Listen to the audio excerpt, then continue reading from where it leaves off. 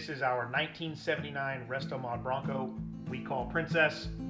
The restoration was done in-house at Minterfab. Under the hood we have a Gen 1 rebuilt Coyote, backed with a rebuilt 6R80 6-speed automatic transmission. Behind that sits a 205 transfer case that was also rebuilt.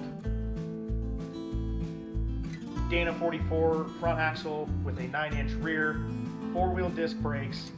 All of the suspension and running gear was completely rebuilt. Exterior paint was done by Revival Restomods. This truck was rotisserie painted inside and out, top and bottom.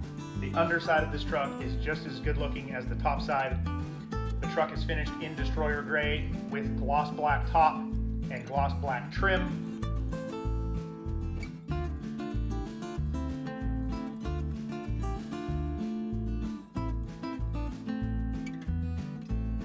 The interior was done by Raymond's Upholstery.